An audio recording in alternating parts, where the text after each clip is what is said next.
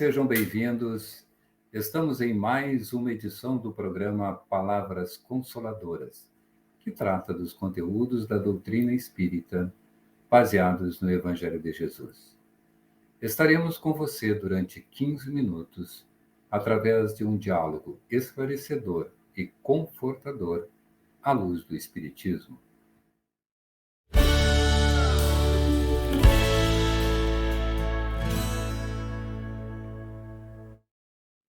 Hoje abordaremos o tema A Porta Estreita, cuja bibliografia está na descrição desse vídeo. Recebemos nosso irmão Clênio Lopes, trabalhador do movimento espírita. Seja bem-vindo, Clênio. Obrigado, Vanderlei. Espero que a gente consiga fazer uma ótima reflexão. O nosso tema hoje tem como base o Evangelho segundo o Espiritismo, no capítulo 18, dos itens 3 a 5, onde nos traz: entrai pela porta estreita, porque larga é a porta, e espaçoso o caminho que a leva à perdição. E muitos são os que entram por ela, que estreita é a porta, e que é apertado o caminho que leva para a vida, e quão poucos são os que acertam com ela. Isso está em Mateus, no capítulo 7, versículos 13 e 14. E perguntou-lhe alguém: Senhor, são poucos então os que se salvam? Antes da reencarnação necessária ao progresso, a alma estima na porta estreita a sua oportunidade gloriosa nos círculos carnais. Reconhece a necessidade do sofrimento purificador. Anseia pelo sacrifício que redime. Exalta os obstáculos que ensina. Compreende a dificuldade que enriquece a mente e não pede outra coisa senão a lição. Nem espera senão a luz do entendimento que a elevará nos caminhos infinitos da vida. Porém, obtém o vaso frágil da carne, em que se mergulha para o serviço de retificação e aperfeiçoamento. E o que acontece? Então, é uma grande questão, porque quando nós viemos para esse mundo, nós temos um plano reencarnatório. A gente sabe que aceitamos esse desafio, só que não é uma coisa que é tão lógica, né? Nós chegamos aqui, temos uma memória, ou temos uma lista do que tem que ser feito. Então, isso que acontece, né? A gente vem no mundo com uma imensidão de possibilidades e caminhos, só que nós carregamos as nossas tendências, né? Nossas tendências ansiosas, né? De orgulho, de vaidade, de dependências. Então, muitas vezes, o grande desafio nessa encarnação é encarar esses obstáculos e superar eles. Só que a tendência do ser humano encarnado, muitas vezes, é aquele discurso de saber o que precisa fazer para melhorar, mas não busca esse melhoramento. Por isso que a reforma é íntima, né? A gente sabe que as portas largas é o que possibilita diversos caminhos e possibilidades. Então, a gente pode, sim, vir com uma tendência à dependência, mas talvez o nosso enfrentamento seja encarar ela. E esse é o grande desafio. É saber que quando a gente se propõe esse melhoramento, se propõe essa reforma íntima, é seguir passo a passo o nosso melhoramento. É entender que nós estamos a serviço daquilo que é justo, daquilo que é bom, daquilo que nos promove o autoconhecimento. E a doutrina espírita nos coloca a possibilidade de ser um guia de conduta, para que a gente possa resgatar e aprimorar a nossa moral, aprimorar os nossos caminhos e as nossas escolhas. Então é muito comum, né, o ser humano passar por um problema, por uma dificuldade, e muitas vezes, sabe aquele discurso de dizer, na segunda-feira eu começo, só que essa segunda nunca começa. Né? O ser humano vai procrastinando a sua evolução. Quando vê o tempo passa, aí vem os arrependimentos, E o que nós temos que compreender é que lá no nosso leito de morte, nós temos que olhar para a nossa vida com contemplação, e não com arrependimento.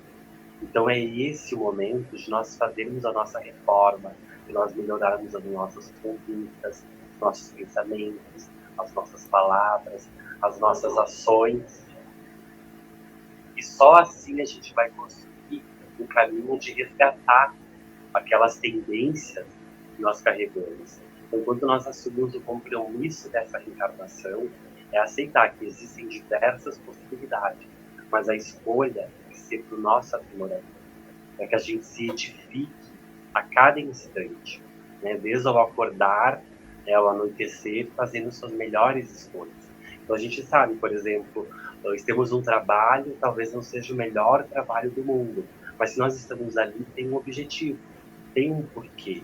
Então, é aceitar com resignação, mas não com passividade, e buscar recursos, né, através da reforma íntima, da doutrina espírita, para entender que o caminho, né, que as escolhas é larga, mas o caminho é único, ele é estreito, porque ele exige a nossa disciplina, a nossa resignação, a nossa coerência naquilo que a gente pensa, naquilo que a gente diz e naquilo que a gente faz. São as nossas ações. É como a Joana de Ângeles nos diz, nós identificamos um espírita pela sua conduta. Então, que nós possamos assumir essa responsabilidade, que nessa reencarnação, por mais que venha dificuldade, problemas, e que a gente tenta desviar deles, nós estamos tendo a oportunidade de nos aprimorar, de nos edificar, porque a lei da evolução é para todos nós, mas aí cada um tem seu tempo, seu espaço, seu momento, e aqueles que se acomodam, né, em aceitar toda essa imensidão de escolhas, acaba não decidindo o seu aprimoramento e também fazendo essa escolha, né, da reforma íntima. Ela começa no nosso íntimo, depois vai para o coletivo. Clênio, no Livro dos Espíritos, na questão 909, se lê: a espiritualidade superior é enfática ao afirmar que o homem, pelos seus esforços, pode vencer as suas más inclinações. Ela aduz que falta ao homem é vontade de se reformar e ainda lamenta: ah, quão poucos dentre vós fazem esforços? O que se depreende nessa questão 909, Clênio? É entender essa conhecida passagem do Evangelho, que Jesus exorta os homens que entrem pela porta estreita. Então, alertando-os que que larga é a porta e espaçosa, mas o caminho que conduz à perdição é isso, né? As várias possibilidades do caminho. Só que muitos são os que entram por ela, porque a tendência é essa, ir pelo mais fácil, pelo mais cômodo. Muitas vezes não é o mais cômodo, mas é o que exige menos da nossa capacidade, do nosso esforço. Então, e por que estreita é a porta e apertado? Caminho que leva à vida e poucos há que encontrem, porque poucos fazem essas escolhas de poder contribuir de forma assertiva para a sua evolução.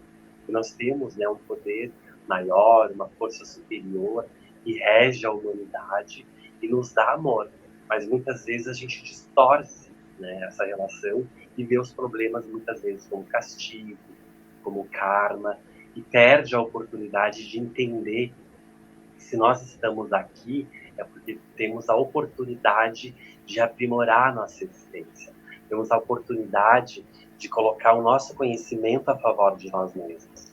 O Espírito Emmanuel, que é mentor do médium do Chico Xavier, ele ajuda muito bem a entender essa metáfora, quando no livro, né, que até o Vanderlei indicou assim como uma referência, que é a Seita de Luz, ele assevera que nosso dever é nossa escola, que a senda estreita a que se refere Jesus é a fidelidade que nos cabe manter limpa e constante no culto às obrigações assumidas diante do bem eterno. Ainda afirma que para sustentá-la é imprescindível sacrificar no santuário do coração tudo aquilo que constitui a bagagem de sombra no caminho de nossas aspirações e desejos. E muitas vezes o nosso desejo ele prima pelo princípio do prazer e não pelo princípio da responsabilidade. De cada um assumir aquilo que realmente entende como responsabilidade de sua encarnação.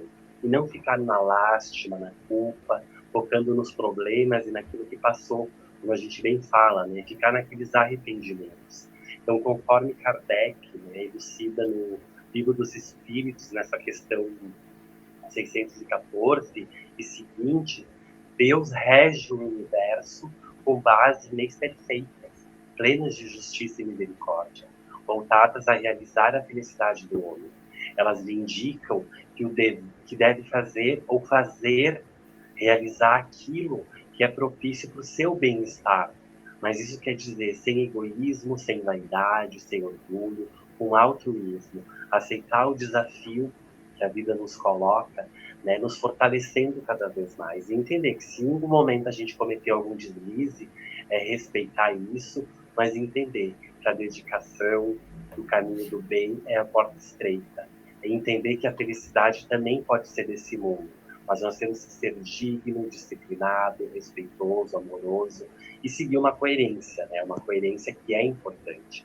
Então, essas paixões, esses caminhos mais fáceis é que nos levam à perdição. Mas a resignação, a disciplina, o amor próprio, o autocuidado é que vai fazer que a gente alcance essa evolução e esse melhoramento das nossas más tendências morais, emocionais, dessa conduta. Nós estamos aqui, né, regidos também pelo livre-arbítrio. Então, a doutrina espírita não nos impõe um caminho, mas ela nos dá a possibilidade de escolher o melhor caminho. Perfeito. Clênio, nós estamos já chegando ao final do nosso programa e nós queremos aqui agradecer a tua contribuição valiosa com esse tema Porta Estreita e dirigimos a ti para ouvir as tuas considerações finais. Então, eu agradeço essa oportunidade, né? E acho que cada vez que nós compreendemos que a doutrina espírita, enquanto uma escolha, né? Enquanto uma filosofia de vida, nos possibilita basicamente isso, fazer as melhores escolhas. É que o caminho que é mais fácil nos leva à perdição, mas aquele caminho resignado, de amor, de autoconhecimento, nos leva à evolução. Então, que cada um possa levar essa mensagem de amor, de paz para o seu dia a dia e colocar em prática esses ensinamentos. Então, muito obrigado. Okay. Nós assinalamos umas palavras deixadas por Leon Denis. Possa teu espírito partir desta terra mais puro do que quando nela entrou. Pensa que a terra é um campo de batalha, onde a matéria e os sentidos assediam continuamente a alma. Corrige teus defeitos, modifica teu caráter, reforça a tua vontade, eleva-te pelo pensamento, acima das vulgaridades da terra e contempla o espetáculo luminoso do céu. Agradecemos, assim, aos irmãos que nos prestigiam e digo que foi um privilégio estar em sua companhia e até o próximo programa.